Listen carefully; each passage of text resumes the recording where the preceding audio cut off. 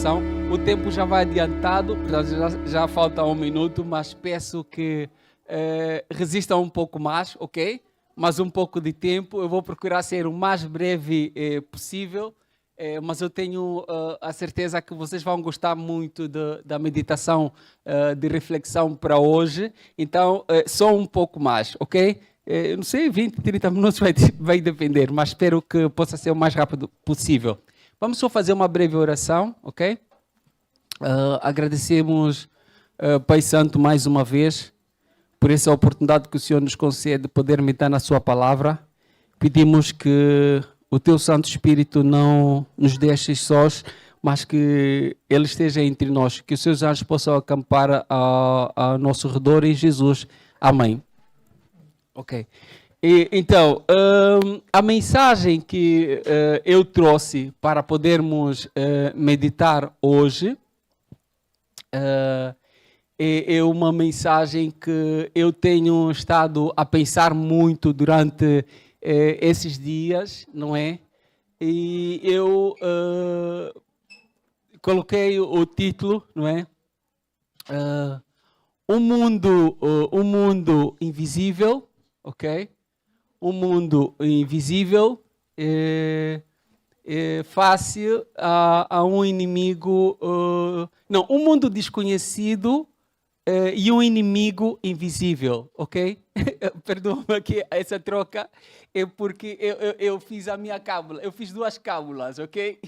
E tem graças que ao pegar de manhã à pressa, eu trouxe a cábula que era falsa cábula, não a cábula verdadeira da meditação, ok? Mas o Senhor é conosco. Então, um mundo desconhecido e um inimigo invisível. Eu vou pedir a Gilmar, eu não sei se me consegue colocar um verso bíblico, ok? Que é o texto de Efésios. Efésios capítulo 6, o verso é o 12, ok? A mensagem de reflexão vai se basear no livro de Efésios. E a meditação é muito interessante. O tema, um mundo desconhecido, um mundo desconhecido.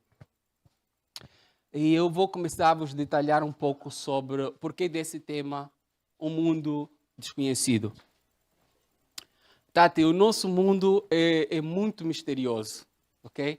Irmã, desculpa, diz-me o seu nome, por favor. Dorca. Ah, ok. Dorca é fácil. Nós assimilamos isso rápido. Dorca. Está a faltar... Ok. Irmão, desculpa, a nossos irmãos de Castelo Branco. Diz-me o seu nome, por favor. Luís. Ok, também é fácil. Está no papo. Ok.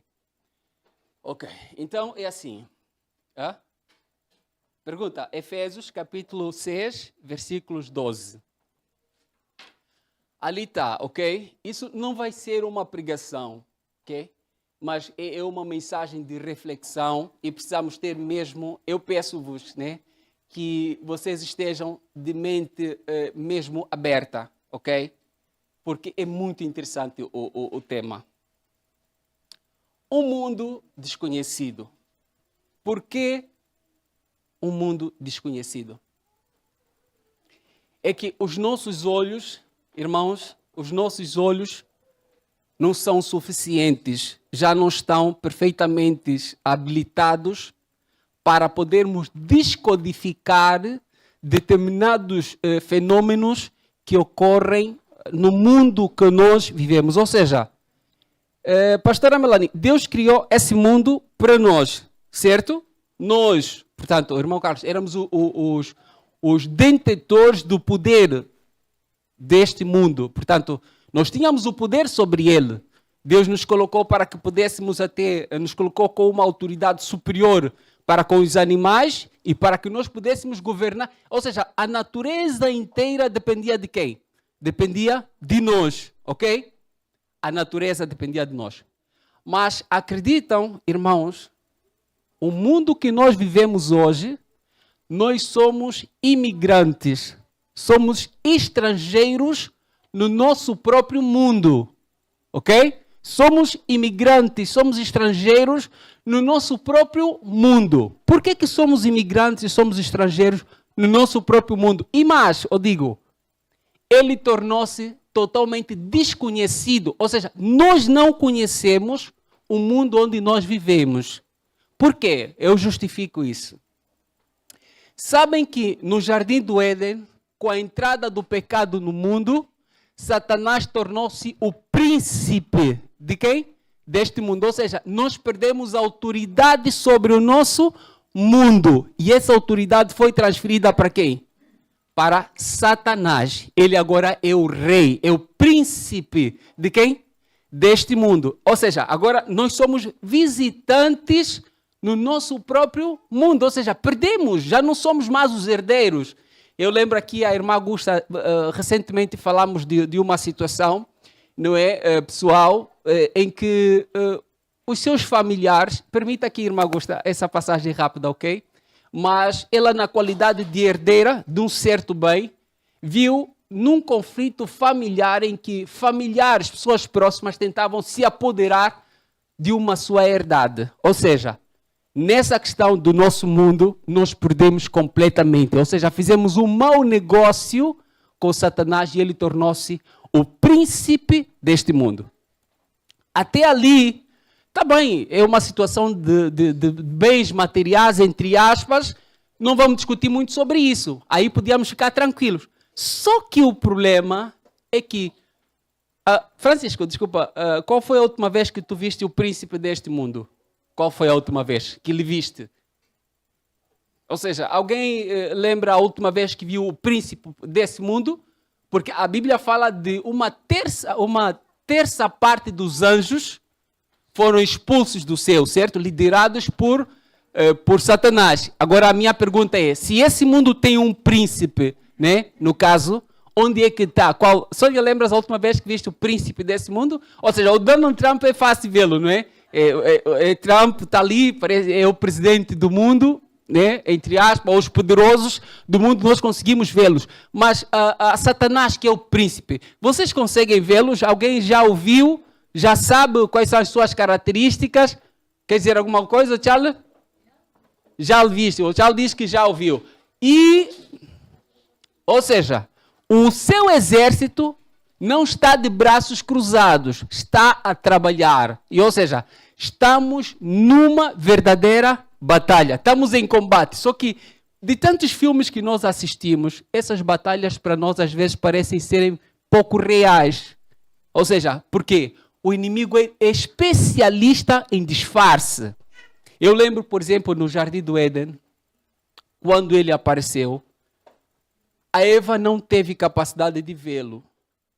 E vem a capacidade desse nosso inimigo. Consegue falar por intermédio de uma quê?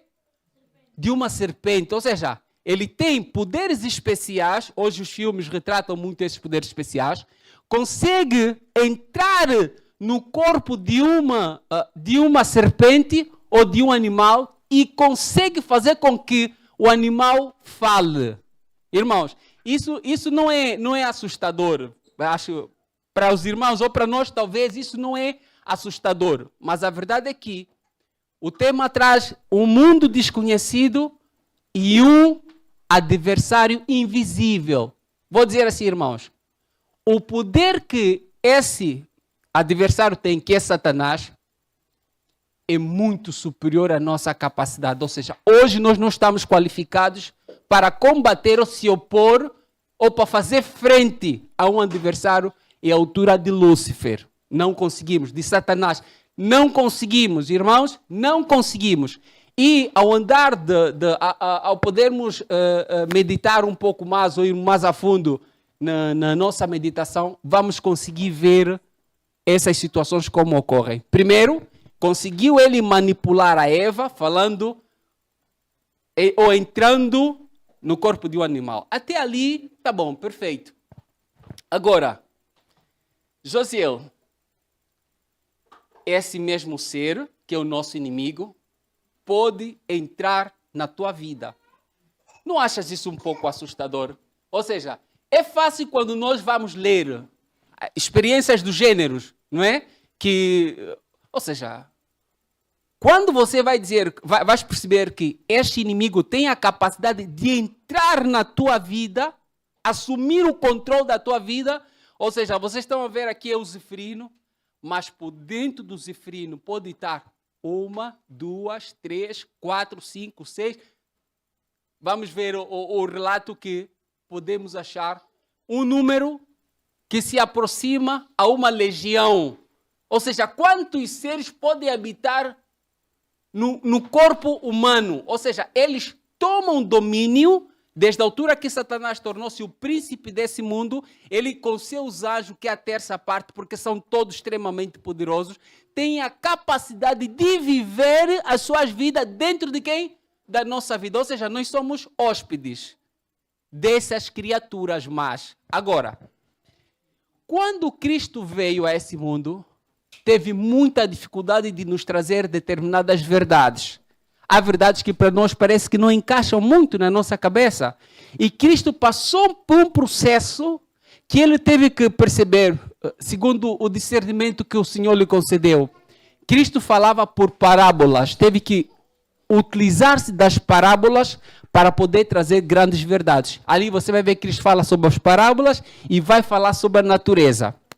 E eu quero pedir à área técnica, não é?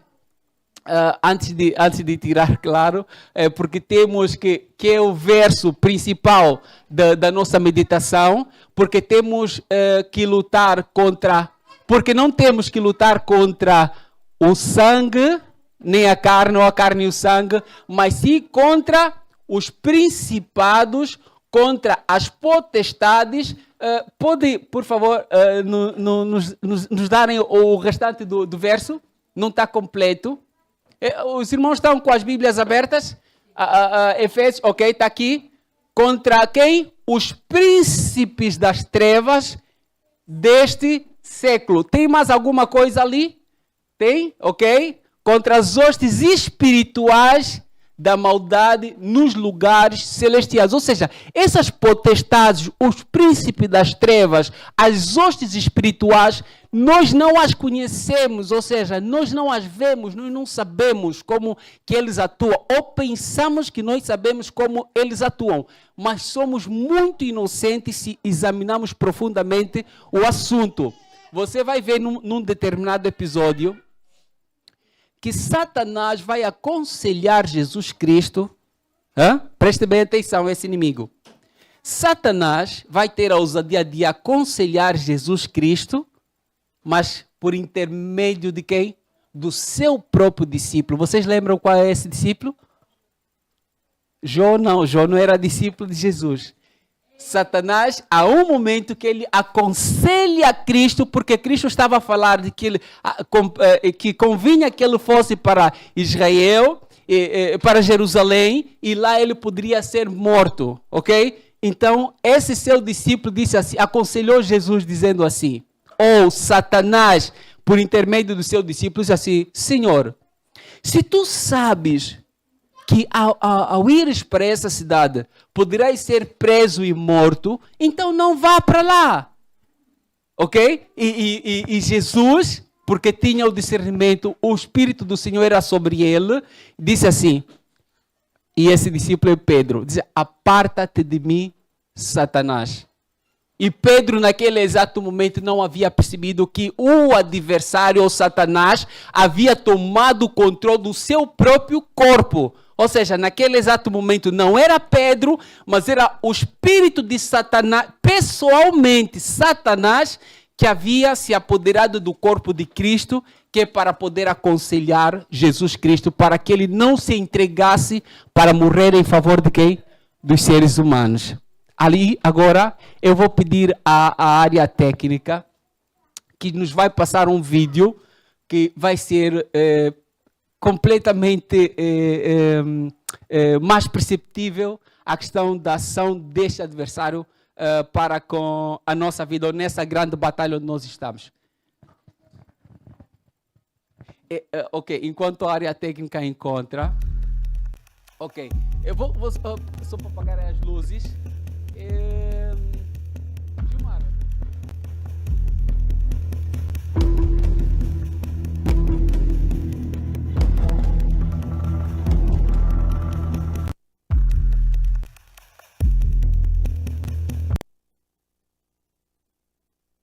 Obrigado. Irmãos, eu vou utilizar, como Cristo fazia, parábolas e a vida da natureza para poder ilustrar determinadas verdades que às vezes a nossa mente não consegue enquadrar ou encaixar perfeitamente, ok? Mas esta aqui é a vespa.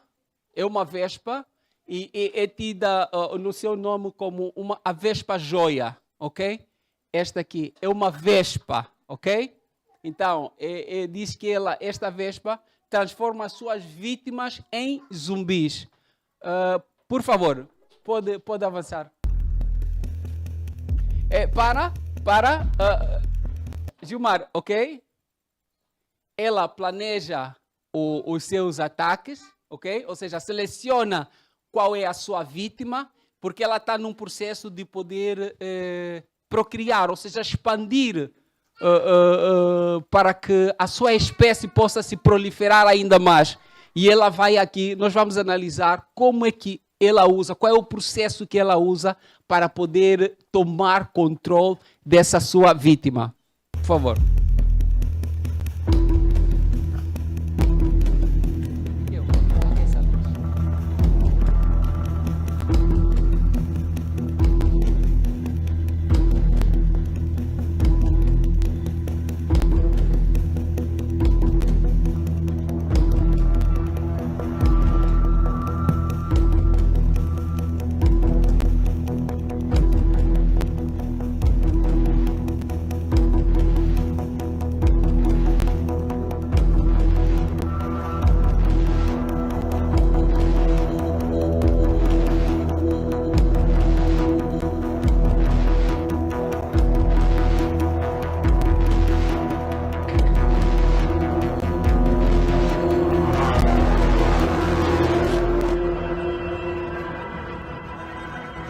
Para isso aí, por favor, Gilmar.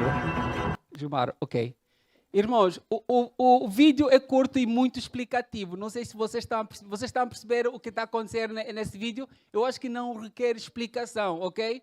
Mas vocês percebam que a vespa faz analisa, faz um investimento na perspectiva de estudar o ambiente, seleciona uma presa, ok? E ela tem um corpo superior 2 vezes ou 3 vezes mais ao dela, mas ela não está preocupada com isso, portanto, ela dá 2 picadas à sua presa, mas não com vista a matá-la, ok? E apenas para nem sequer anestesiar ela, mas desativa, paralisa ela, ok? Não totalmente, parcialmente. E diz assim que essa vespa, a dosar, ela tem a capacidade, pelo seu veneno, pelas suas picadas, pode matar automaticamente a presa.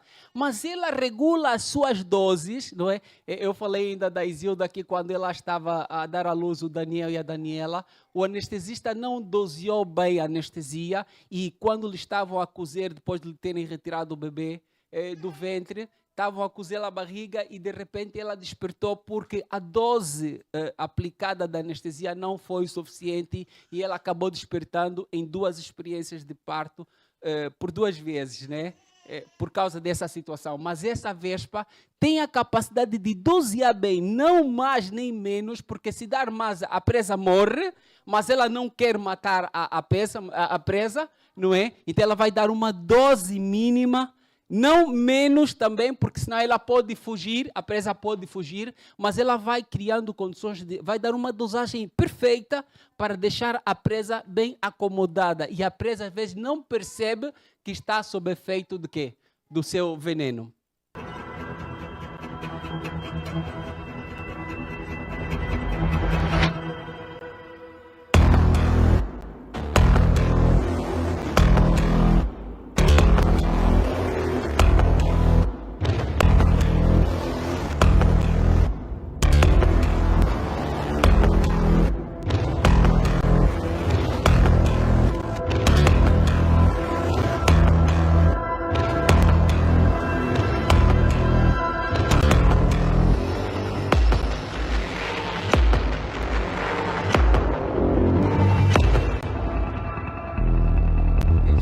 Para aí, por favor.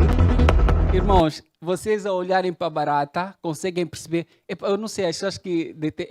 Eu não gosto de barata, mas não sou de fugir, eu sou de matar. Por acaso não fujo. Mas há pessoas que têm mesmo... Eu tenho uma sobrinha que tem horror de barata, só ver, sente-se arrepiada. A Tati não sei, mas o marido está em qualquer... Ok, está bem, ok. Mas vocês veem aqui, irmãos, que a vespa dá 2 picadas, dá um passo para trás, vigia, controla para poder ver os efeitos, se precisa dar mais uma dose, se não, se a presa pode fugir. Depois dela perceber que está tudo bem, o que é que ela faz? Pega nas antenas da barata e leva como um cachorro, uma coleira, e ela vai levar, ou seja, já preparou um ninho, preparou uma casa para a barata, ok? Para onde a barata pode se acomodar, possa passar o resto da sua vida. Ou seja, os poucos dias, na verdade são aproximadamente 30 dias que ela vai levar, vai ficar viva durante esses 30 dias sem se alimentar, sem nada, mas porque a vespa já criou essas condições para a barata. Ela vai levar a barata, pegando-lhe pelas antenas, e as baratas vai com as suas próprias pernas, seguindo quem? A vespa. Por favor.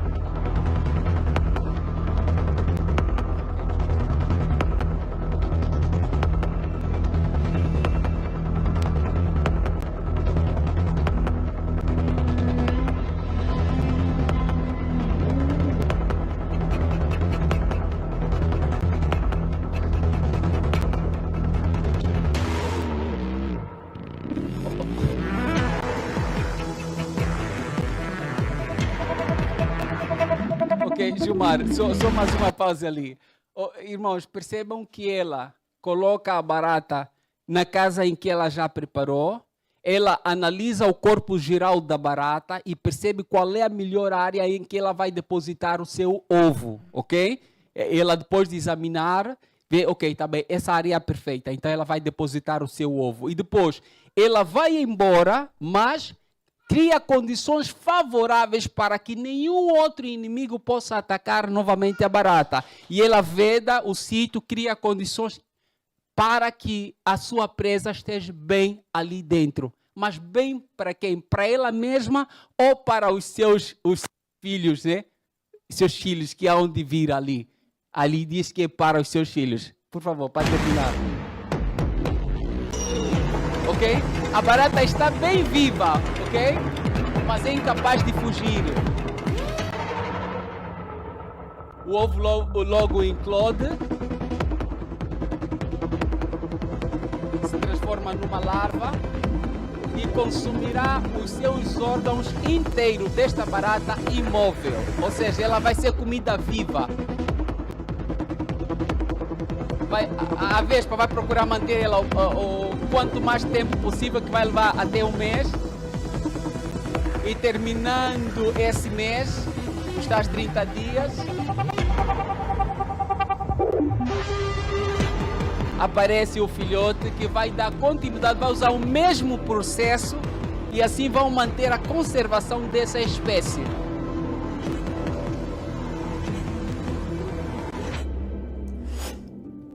Ok, agora vou precisar de luzes. Ok, Miguel, luzes, ok.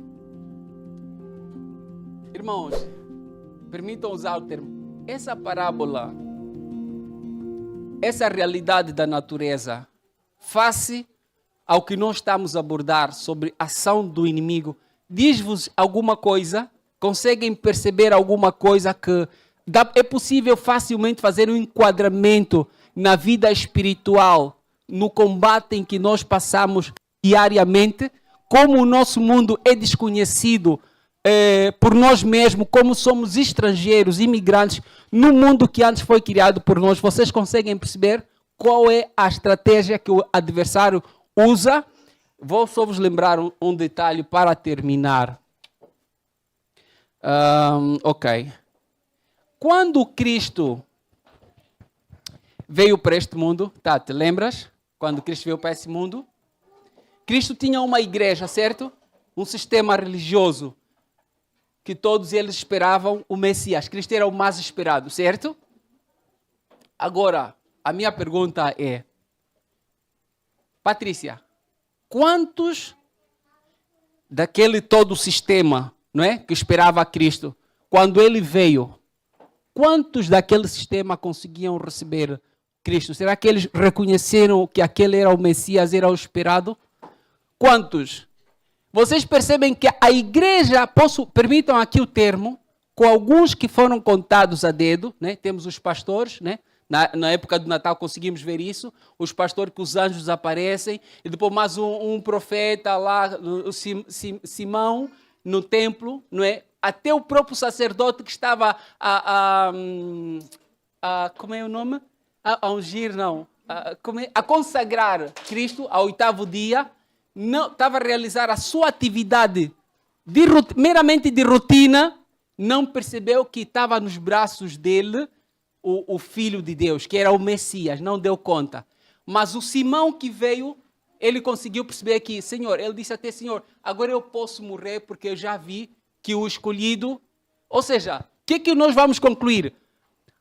Todo o sistema, Francisco, estava perdido. Tanto é que quem o matou, quem entregou Cristo para ser morto? Quem? O próprio sistema. Ou seja, se nós percebemos, vamos ver que todos aqueles rituais que estavam a ser realizados, tinham a venda, converteram a igreja como um mercado de venda de bênçãos, não digo venda de bênçãos como tais, mas os sacrifícios. Cristo teve, num certo momento, a aparecer e chicoteá-los todos, expulsá-los, porque eles converteram a igreja do Senhor para um outro fim. A verdade é que o sistema todo estava corrompido. E o Espírito de Profecia diz, quando eles foram levar Cristo para ser morto a Pilatos, diz o Espírito de Profecia que aquele mesmo povo que Cristo alimentou-lhes, né, dando-lhes pão e água, e aquela mesma multidão que gritava, Hosana, bendito o que vem em nome do Senhor, queriam exaltar Cristo como rei, foram os mesmos que estavam a gritar que crucifica-o, crucifica-o, pedindo para que o Barrabás fosse solto e que Cristo fosse sacrificado. A minha pergunta é, qual é o benefício que aquela população tinha? A população teria algum benefício com a morte de Cristo e soltarem Barrabás? Havia algum benefício para a população? Vocês conseguem ver algum benefício? Não havia. Mas a população estava a gritar por quê? O Espírito de Profecia diz que se há uma época em que Satanás e o seu exército mais trabalharam, foi exatamente na morte do Filho de Deus. E diz que os anjos maus apoderaram-se do corpo de toda aquela multidão e foi aquela multidão que estava a gritar como vozes satânicas de endemoniados para que pudessem crucificar o Filho de Deus. Ou seja, a minha pergunta é, essa situação será que só ocorreu com aquela multidão? E para nós, os nossos dias de hoje, será que o nosso sistema está, de facto, a observar criteriosamente os princípios que Deus nos chamou a cumprir? Será que estamos a nos preparar, de facto, para herdarmos a vida eterna?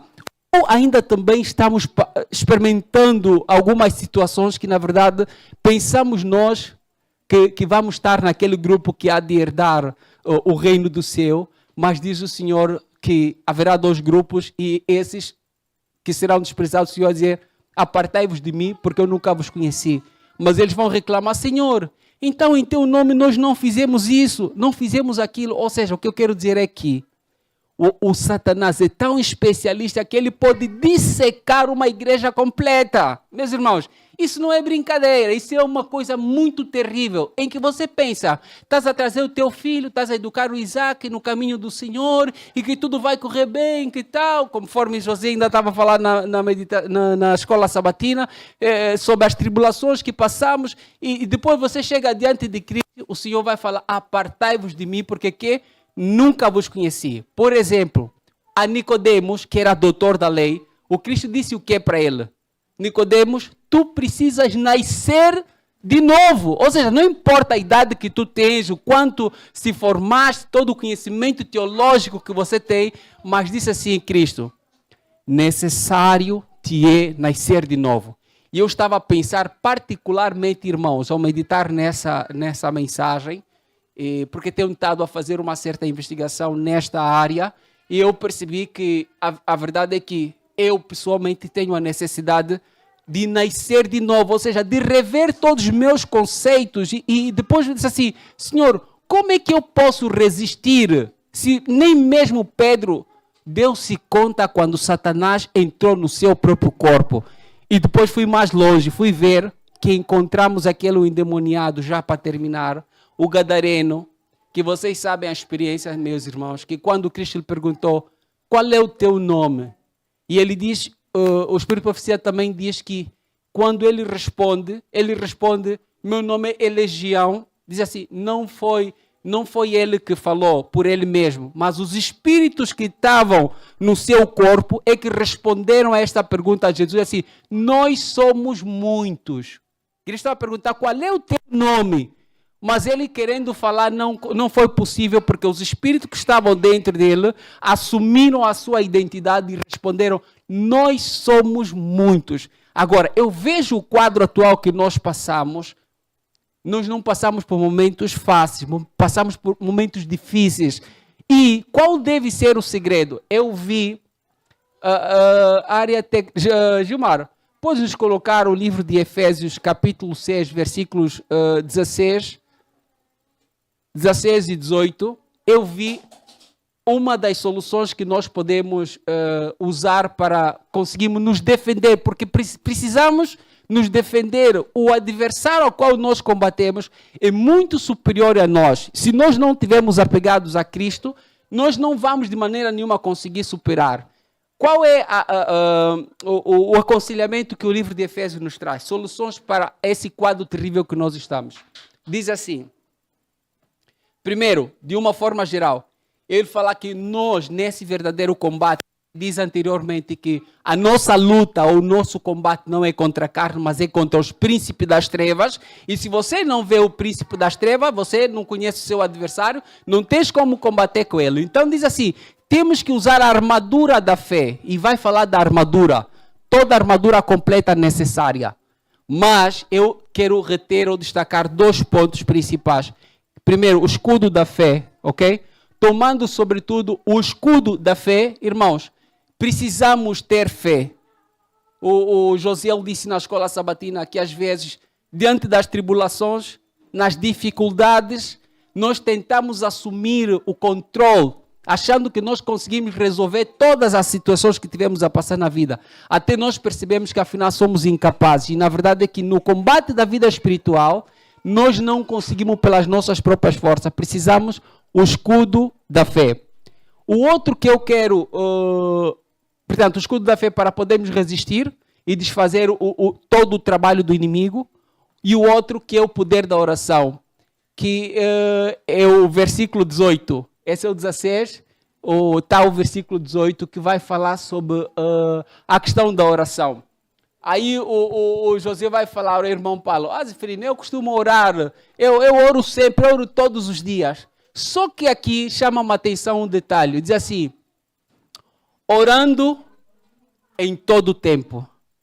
E depois mais, não só em todo o tempo, o que quer dizer não é uma oração simples ou fácil ou qualquer oração, mas assim, orando em todo o tempo, com toda oração. E eu disse, ok, vai parar por ali, é orar em todo o tempo e com toda oração. O que é isso, com toda oração? E depois ele não para e vai dizer assim, e que? E súplica. A súplica também é uma oração, mas não é... A Tati está a rir porque encontraste um detalhe diferente ali no teu verso. Orando com toda a oração e em todo o tempo, e depois não para e diz com toda a súplica. A súplica não é uma oração, Patrícia? Mas é superior a uma oração padrão, não é? É súplica, não é? E súplica no Espírito. Pode avançar um pouco mais no mesmo? Tem mais dados? Depois de vigiando nisto com toda a perseverança e súplica por todos os santos.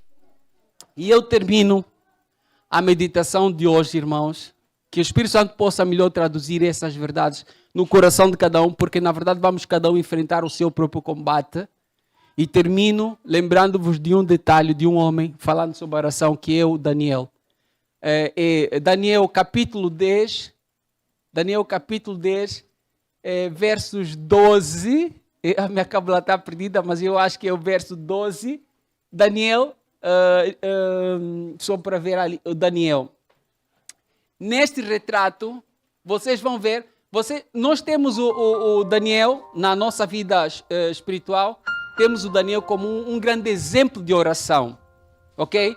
E aqui o texto, então, me disse, não temas, Daniel, porque desde o princípio em que aplicaste o teu coração por favor, a compreender e a humilhar-te perante o teu Deus, são ouvidas as tuas palavras. Daniel, um anjo aparece a Daniel a dizer que as tuas orações têm sido ouvidas desde a altura que você se propôs a orar. Mas havia um problema, meus irmãos. Avança, por favor. E vi por causa das tuas palavras. O anjo só desceu por causa das palavras das orações de Daniel. Avança, por favor. Mas houve um problema quando Daniel orava. A resposta face à sua oração, Deus já havia dado ordem para ser respondida a sua oração. Mas o anjo que foi comissionado para trazer a resposta a Daniel, conseguia chegar até Daniel? Vocês não olha, mas está aqui a revelação, ok? Daniel capítulo 10, verso 13. Mas o príncipe do reino da Pérsia, falamos que a vossa luta não é contra a carne, mas contra os príncipes das trevas. Aqui está a falar exatamente de Satanás. Que fez o quê? Resistiu a um anjo que o Senhor comissionou para levar a resposta a Daniel. Durante quanto tempo, meus irmãos? Quanto tempo houve essa batalha em que o anjo tentou num dia? Conseguiu? O anjo conseguiu? O anjo comissionado por Deus conseguiu no primeiro dia? No segundo dia conseguiu? No terceiro, no quarto, no quinto, até 21 dias. A minha pergunta é, o anjo conseguiu levar a resposta a Daniel?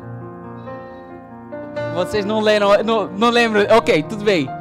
Mas ele está aqui a dizer se conseguiu ou não. Diz assim, mas o príncipe do reino da Pérsia me resistiu 21 dias. E eis que Miguel, um dos primeiros príncipes, veio para quê? Para ajudar-me. E eu fiquei ali com os reis de quê? Da Pérsia. Ou seja, o anjo não conseguiu. Ok? Ele teve que... Claro que ninguém pode frustrar o projeto de Deus. A missão foi cumprida, mas foi preciso o quê? O Miguel descer para poder auxiliar quem? Um anjo. Meus irmãos, eu quero ficar assim a pensar. Francisco, quem sou eu? Eu, Zifrino, como é que eu vou resistir? Um anjo comissionado por Deus durante 21 dias. Nós às vezes oramos por um problema, oramos 5 dias ou uma semana. E parece que já estamos a ver a situação...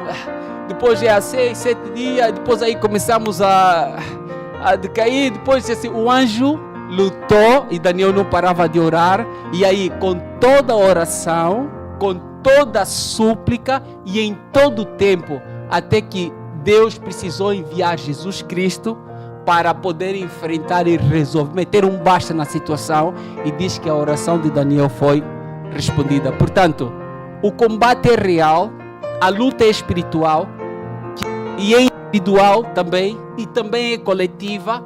O Paulo faz a recomendação que devemos orar por nós e também para com todos os santos em todos os lugares. Ele pede por ele mesmo, sendo preso do Senhor, para que ele possa pregar livremente a partir das cadeias onde ele estava inserido. Portanto, a luta é real, que o Senhor nos possa despertar da sonolência e nos possa... pelo Espírito Santo. E eu vi até que orar pelo Espírito Santo, irmão, o pedido do Espírito Santo não é um luxo, é uma necessidade. Não é que o Espírito Santo recaia para eu ter poder de curar, de tal. Essas obras poderão sempre sim ser feitas, mas o essencial... Obrigado, Pedro. Pedro estava fazendo sinal que é para terminar. Ok, eu termino sim, Pedro. Depois ficamos a ver 5 euros. Termino isso sim. Precisamos suplicar a presença do Espírito Santo. É o Espírito Santo que preparou Cristo no deserto, que capacitou Cristo para poder enfrentar o adversário. Se nós não pedirmos a presença do Espírito Santo, não teremos da parte de Deus ajuda necessária para enfrentar os problemas. Que o Senhor nos possa abençoar, seja essa minha oração, a vontade de Deus. Amém. Não foi eu que me roubei o tempo, tá? Vocês me deram 12 horas. 12 horas é o tempo que vocês me deram para poder falar. Agora vocês têm que assumir isso, ok? Ou seja, vamos assumir juntos, tá? Paciência na tribulação, mas que não seja esse cansaço que domine o nosso ânimo, ok? Vamos refletir com um certo esforço na mensagem que o Senhor trouxe para nós, porque é uma realidade que não termina aqui, é muito mais profunda, mas temos que resumir isso para discutir o mais superficialmente possível. Mas eu tenho um assunto de uma forma muito mais profunda e assustadora até. Obrigado pela paciência, claro. Oremos a Deus. A fé, Senhor, é a vitória. Mas, Senhor, é claro que todo o relato bíblico que nós temos foram homens que também tiveram as suas dificuldades. E o Senhor diz que onde abundou o pecado, superabundou a graça. Embora que ao nos depararmos com essa realidade, sentimos-nos muito reduzidos, diminuídos, Senhor, mas ainda bem, Senhor, que o Cristo venceu para que pudéssemos crer nele e vencer com a força que vem do Senhor. Assim como os outros venceram, Senhor, ajuda-nos. Às vezes queremos ter a vitória, mas não queremos passar pelo processo, Senhor. Vimos ali a necessidade de oração, Senhor, o exercício da fé. Às vezes nos acomodamos e esperando vitórias, mas na verdade, se não houver uma preparação espiritual, não poderemos vencer. Por isso que o Senhor está sempre disposto a nos orientar, mas precisamos render os nossos corações a Ti, Senhor. Não tem sido fácil nesses últimos dias, mas pedimos que o Teu Santo Espírito não se aparte de nós e nos possa dar a vitória que vem de Cristo. Salva-nos para o Teu reino, proteja a Tua igreja, Senhor. Anima a fé da Tua igreja, atiça o fogo, Senhor. Não deixe que o fogo se apague por amor do Teu nome, em Cristo Jesus, que é o vitorioso. Amém.